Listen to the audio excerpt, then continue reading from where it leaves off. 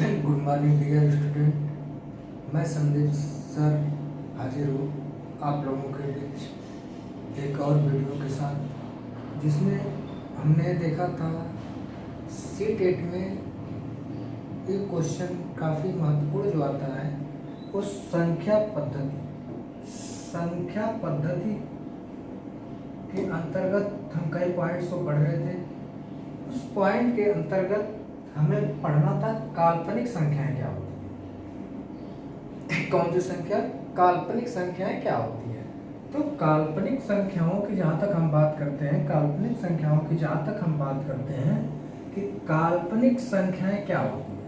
काल्पनिक संख्याएं क्या होती हैं? ऋणात्मक संख्याएं, कोई भी संख्या हो, ऋणात्मक संख्याएं के वर्गमूल, ऋणात्मक संख्याएं मान 3 है। ऋणात्मक संख्याओं के वर्गमूल को काल्पनिक संख्याएं कहते हैं। जैसे एग्जाम्पल में हमने देखा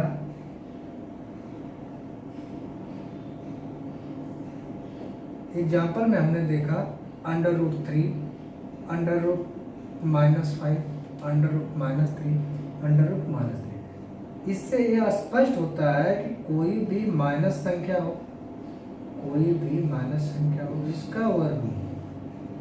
इसका वर्गमूल क्या कहलाता है? काल्पनिक संख्या कहलाता है। फिर इसी के अंतर्गत हम देखते हैं आगे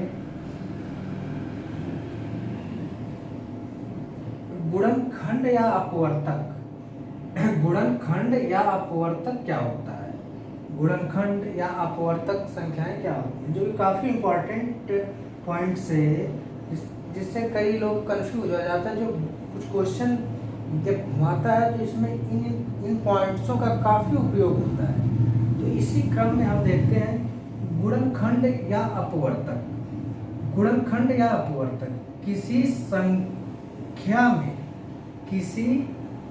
संख्या में मान लीजिए कोई भी संख्या हो सकती है 12। किसी भी संख्या में जिन संख्याओं का पूर्ण भाग दिया जा सके, किसी भी संख्या में जिन संख्याओं का पूर्ण भाग दिया जा सके। जैसे 12 है तो 12 में 1 से भाग करने पे कितना होगा? 12। फिर 2 × 6, 12 से भाग देने पर इस हिसाब से जितनी भी संख्याएं होंगी क्या होंगी? 12 के अपवर्तक होंगे। जैसे 12 1 2 6 जा 12, 3 4 जा 12, 4 3 जा 12, 6 2 जा 12। तो इससे यह स्पष्ट होता है कि किसी संख्या में जिन संख्याओं का पूर्ण भाग दिया जा सके, कोई शेषफल कुछ न बचे, वे सभी संख्याएं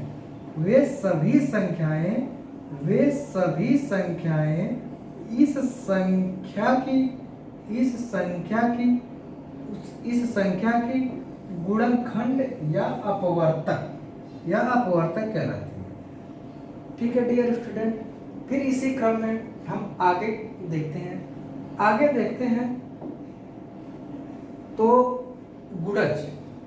हमने आज के सेशन में काल्पनिक संख्याएं, अपवर्तक, इसके बाद लास्ट में हम गुणज देखते हैं। कि गुणज होता क्या है। किसी संख्या को क्रमशः, किसी भी संख्या को मान लीजिए 5 है, किसी भी संख्या को क्रमशः 1 2 3 4 5 6 आदि इसी क्रम में आदि से गुणा कर प्राप्त होने वाली संख्याएं उस संख्या के गुणज कहलाती है। जैसे हमने 5 का देखा, 5 × 1 क्या होगा 5, 5 इंटू 2 10, 5 इंटू 3 50, 5 इंटू 4 20, 5 इंटू 5 25। तो प्रिय स्टूडेंट, गुणज होता क्या है? किसी संख्या को क्रमशः, किसी भी संख्या हो, जैसे 5 संख्या है मान लीजिए आपकी 5 संख्या हो, किसी भी संख्या को क्रमशः 1 2 3 4 5, 1 2 3 4 5 6 7 8 9 आदि इसी क्रम में 5 से हम गुणा करते हैं तो प्राप्त